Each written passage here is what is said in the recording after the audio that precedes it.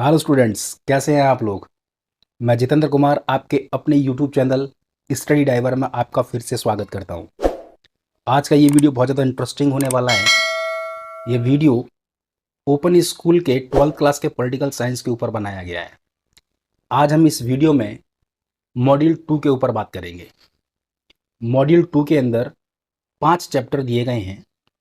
क्योंकि मैंने इस वीडियो को 2 पार्ट में डिवाइड कर दिया है ताकि ये वीडियो ज़्यादा लंबा ना हो, इसलिए तो इस वीडियो में हम सिर्फ मॉड्यूल 2 के पार्ट 1 के शुरू के 3 चैप्टरों के बारे में ही हम पढ़ेंगे। जितने भी इन 3 चैप्टर से इंपॉर्टेंट क्वेश्चन है जो एग्जाम के पॉइंट ऑफ व्यू से बहुत ज़्यादा इंपॉर्टेंट है, सिर्फ उन्हीं क्वेश्चंस को मैंने इस वीडियो में रखा है। अगर आपको इसका सेकंड पार्ट देखना है तो आपने नीचे मेरे चैनल को सब्सक्राइब करना है, बेल आइकन को प्रेस करना है ताकि आपको मेरे आने वाले नए वीडियो का नोटिफिकेशन टाइम टू टाइम मिलता रहे। और अगर आपने इससे पहले का मॉड्यूल 1 का वीडियो नहीं देखा है तो मैंने उसका लिंक डिस्क्रिप्शन में नीचे दिया है, आप वहां जाकर उस मॉड्यूल 1 को देख सकते हैं। तो चलिए हम शुरू करते हैं। मैं आपका ज़्यादा समय ख़राब नहीं करूँगा, इसलिए नो इंट्रो नो बकवास, मैं करूँगा सीधी बात। चलिए चलते हैं स्क्रीन पर। यह है मॉड्यूल 2, भारतीय संविधान के मुख्य तत्व।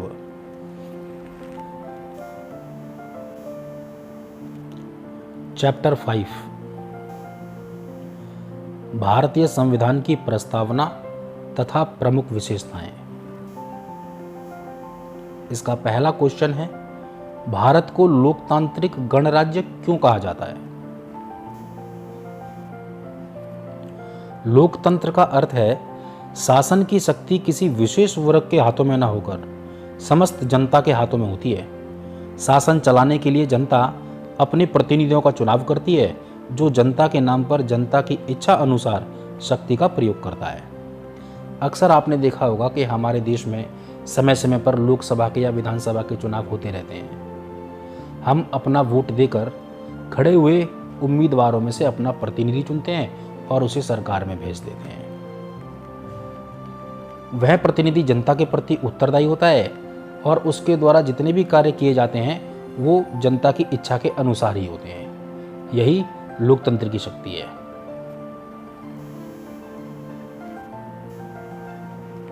गणराज्य का अर्थ है कि भारत में राज्य के अध्यक्ष का पद वंशानुगत नहीं है, इसलिए भारत को लोकतांत्रिक गणराज्य कहा गया है। प्राचीन समय से आप देखते हुए आए हैं कि राजतंत्र व्यवस्था हुआ करती थी जिसमें राजा के बाद उसका पुत्र ही उत्तराधिकारी बना करता था। लेकिन आज के समय में राजनीतिक व्यवस्था में परिवर्तन हुआ है। हमारे भारत के अंदर अध्यक्ष का जो पद है वो वंशानुगत नहीं है, उसके लिए एक निश्चित कार्यकाल सुनिश्चित किया गया है।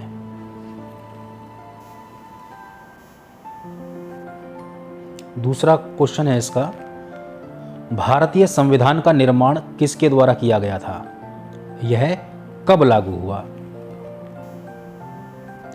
भारतीय संविधान का निर्माण एक संविधान सभा के द्वारा किया गया था जिसकी स्थापना मंत्रिमंडल मिशन योजना के अंतर्गत सन 1946 में की गई थी।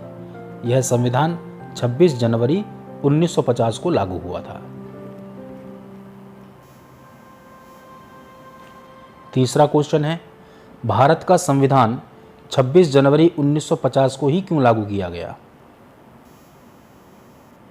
हमारे भारत का संविधान 26 नवंबर 1949 को बनकर तैयार हो गया था, लेकिन इसे 26 जनवरी 1950 को लागू किया गया। इसके पीछे एक कारण था। कांग्रेस ने दिसंबर 1929 में लाहौर अधिवेशन में पूर्ण स्वतंत्रता की मांग का प्रस्ताव पास किया था और 26 जनवरी 1930 का दिन स्वतंत्रता दिवस के नाम से मनाया गया था। इसलिए इस दिन को यादगार बनाने के लिए संविधान सभा ने संविधान को 26 जनवरी 1950 को लागू करने का निर्णय लिया था।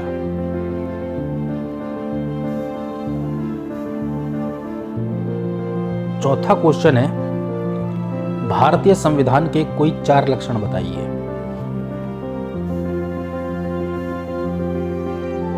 भारतीय संविधान एक लिखित संविधान है। इसमें 395 अनुच्छेद तथा 12 अनुसूचियां हैं। भारतीय संविधान द्वारा देश में संसदीय शासन प्रणाली की स्थापना की गई है। भारतीय संविधान में नागरिकों के मौलिक अधिकारों का वर्णन किया गया है। भारतीय संविधान लचीला तथा कठोर दोनों का मिश्रण है। 5वां क्वेश्चन है, भारतीय संविधान की कोई 2 विशेषताएं लिखिए। भारतीय संविधान की विशेषताएं। धर्मनिरपेक्ष राज्य। भारतीय संविधान में भारत को धर्मनिरपेक्ष राज्य घोषित किया गया है, जिसका अर्थ है राज्य का अपना कोई धर्म नहीं है और सभी नागरिकों को धर्म की स्वतंत्रता है तथा धर्म के आधार पर किसी भी नागरिक के साथ भेदभाव नहीं किया जा सकता। संविधान की सर्वोच्चता। भारत में संविधान ही सर्वोच्च है। इसके विरुद्ध बनाया गया प्रत्येक कानून या कार्यपालिका आदेश असंवैधानिक व अवैध होता है। 6वां क्वेश्चन है, भारतीय संविधान की प्रस्तावना को संविधान की आत्मा क्यों कहा जाता है? भारतीय संविधान की प्रस्तावना को संविधान की आत्मा इसलिए कहा जाता है क्योंकि इसमें स्पष्ट रूप से पूर्ण आदर्शों व लक्षणों का उल्लेख किया गया है, जिनकी प्राप्ति के लिए संविधान का निर्माण किया गया है। इसमें शासन के स्वरूप और इसके लक्षणों का स्पष्ट उल्लेख है।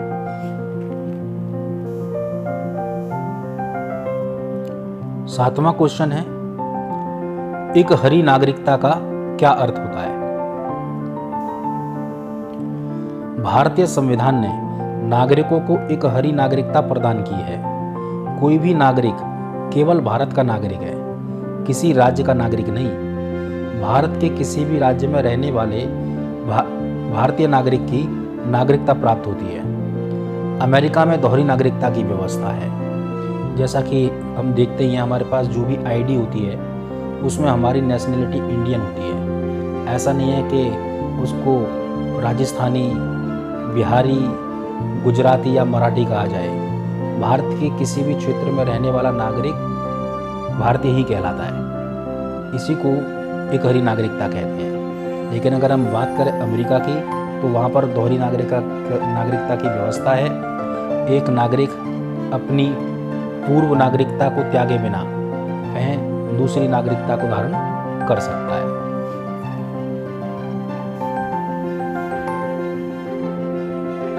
8वां क्वेश्चन है, भारतीय संविधान की प्रमुख विशेषताओं की व्याख्या करें।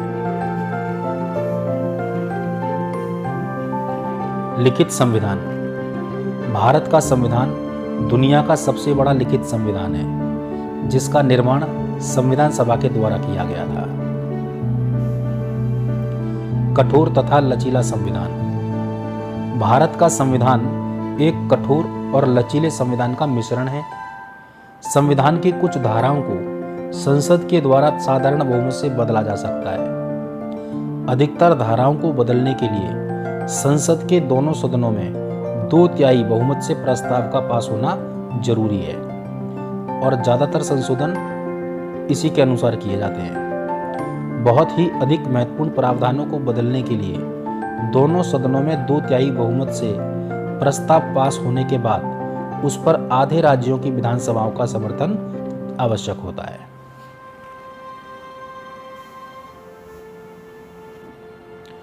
संसदीय शासन प्रणाली। संविधान ने भारत में संसदीय शासन व्यवस्था को लागू किया है। राष्ट्रपति नाम मात्र का अध्यक्ष है और शक्तियों का प्रयोग मंत्री परिषद के द्वारा किया जाता है। मंत्रिमंडल संसद के सदस्यों में से नियुक्त किया जाता है और शक्तियों के प्रयोग के लिए लोकसभा के प्रति उत्तरदायी होता है तथा लोकसभा अविश्वास प्रस्ताव द्वारा मंत्री परिषद को अधपस्त कर सकती है। मौलिक अधिकार। संविधान में भारतीय नागरिकों के लिए मौलिक अधिकारों की घोषणा की गई है, जो 6 प्रकार के हैं। समानता का अधिकार, स्वतंत्रता का अधिकार, धर्म की स्वतंत्रता का अधिकार, शोषण के विरुद्ध अधिकार, शिक्षा तथा संस्कृति संबंधी अधिकार तथा संवैधानिक उपचारों का अधिकार। संघात्मक शासन व्यवस्था। भारतीय संविधान में भारत में संघात्मक शासन प्रणाली की व्यवस्था की गई है। समस्त शक्तियों को केंद्र और राज्यों में बांटा गया है और दोनों ही अपनी अपनी शक्तियों का प्रयोग करते हैं, परंतु भारतीय संविधान का झुकाव एकात्मकता की ओर है और केंद्र को बहुत ही अधिक शक्तिशाली बनाया गया है। अगला क्वेश्चन है, भारतीय संविधान की प्रस्तावना पर एक लेख लिखिए। भारतीय संविधान अपनी प्रस्तावना से आरंभ होता है। संविधान की प्रस्तावना में भारत को संपूर्ण प्रभुसत्ता संपन्न, समाजवादी, धर्मनिरपेक्ष, लोकतांत्रिक गणराज्य घोषित किया गया है।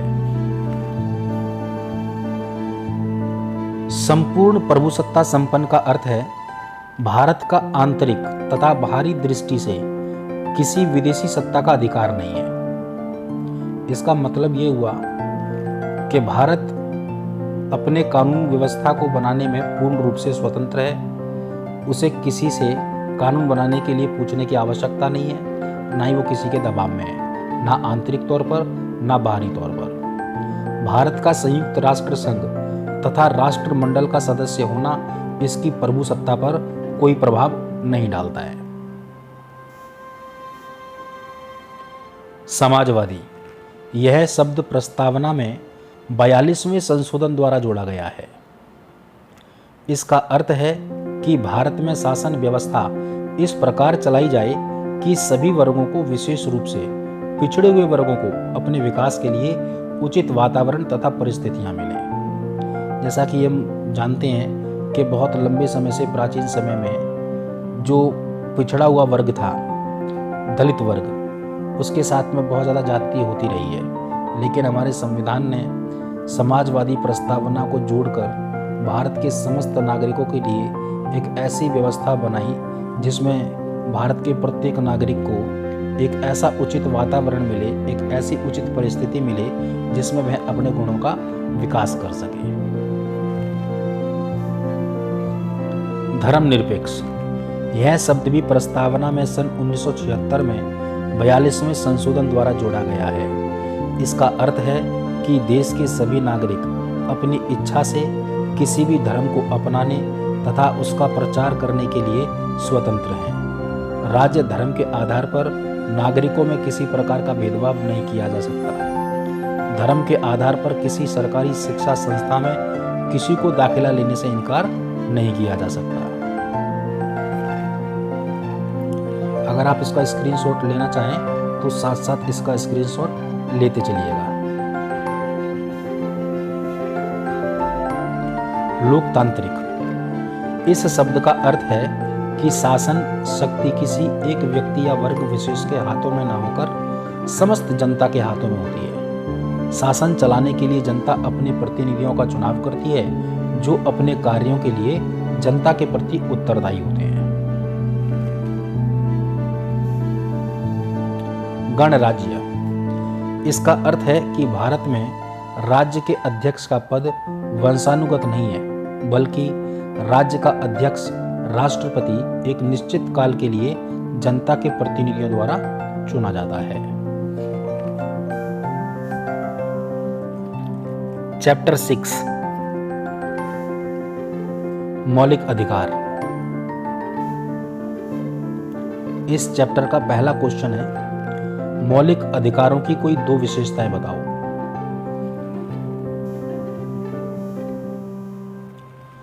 मौलिक अधिकार न्यायसंगत हैं। इसका अर्थ है कि इनका उल्लंघन होने पर न्यायालय में न्याय की मांग की जा सकती है। मौलिक अधिकार सीमित हैं। इनके प्रयोग पर अनेक प्रकार के प्रतिबंध लगे हुए हैं। दूसरा क्वेश्चन है, बंदी प्रत्यक्षीकरण आदेश का क्या अर्थ है?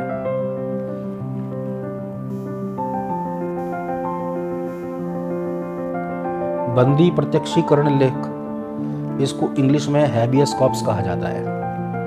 हैबियस कॉर्पस लैटिन भाषा का शब्द है जिसका अर्थ है हमारे सम्मुख शरीर को प्रस्तुत करो। इस आदेश के द्वारा सर्वोच्च न्यायालय अथवा उच्च न्यायालय द्वारा पुलिस अधिकारियों को ये आदेश जारी किया जाता है कि उनके द्वारा बंदी बनाए गए व्यक्ति को तुरंत न्यायालय के सामने पेश किया जाए। इससे कोई भी पुलिस अथवा अन्य अधिकारी किसी नागरिक को गैरकानूनी तरीके से बंदी बनाकर उस पर अत्याचार नहीं कर सकता। अक्सर आपने मूवीज़ वगैरह में भी देखा होगा और आप जानते भी होंगे कि जब कोई पुलिस अधिकारी किसी व्यक्ति को बंदी बनाता है तो वह उसे थाने में 24 घंटे से ज़्यादा नहीं रख सकता।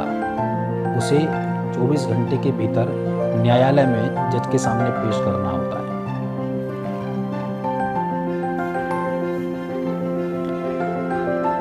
तीसरा क्वेश्चन है, शोषण के विरुद्ध अधिकार का उल्लेख करो। भारतीय संविधान की प्रस्तावना में घोषित उद्देश्य व्यक्ति की गरिमा को बनाए रखने के लिए प्रत्येक व्यक्ति को धारा 23 व 24 के द्वारा शोषण के विरुद्ध अधिकार प्रदान किया गया है।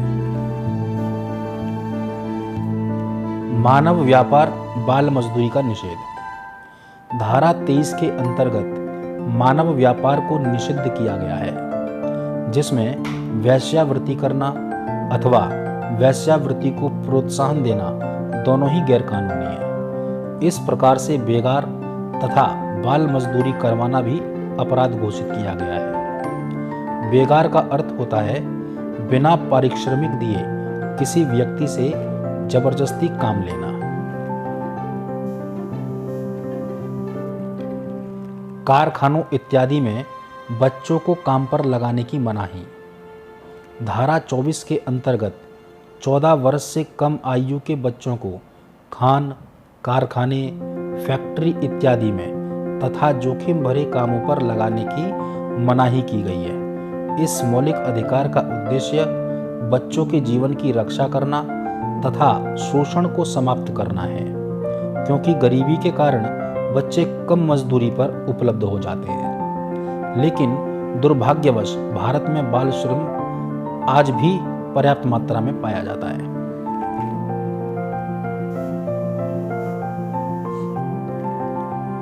चैप्टर 7, राज्य नीति के निर्देशक सिद्धांत तथा मौलिक कर्तव्य। इस चैप्टर का पहला क्वेश्चन है, राज्य नीति के निर्देशक सिद्धांतों का क्या महत्व है? ये भारतीय शासन के लिए आधारभूत सिद्धांत हैं, जिन्हें कानून बनाते और लागू करते समय ध्यान में रखा जाना आवश्यक है। ये बेशक न्याय योग्य नहीं है, परंतु जनमत की शक्ति इनके पीछे होने के कारण इनकी अवहेलना नहीं की जा सकती। इनके द्वारा भारत में कल्याणकारी राज्य के आदर्श की घोषणा की गई है। ये केवल आंतरिक नीति के लिए ही नहीं, बल्कि विदेश नीति के लिए भी सरकार का मार्गदर्शन करते हैं।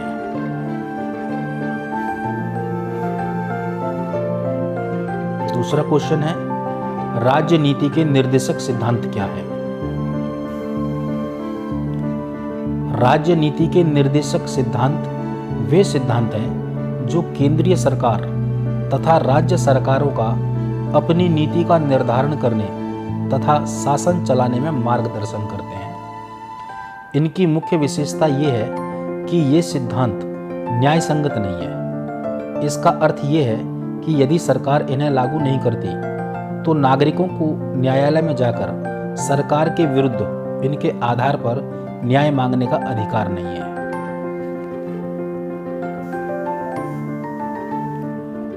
तीसरा क्वेश्चन है, राज्य नीति के निर्देशक तत्वों के किन्हीं 5 ऐसे सिद्धांतों का उल्लेख करो जिनका व्यवहारीकरण हो चुका है।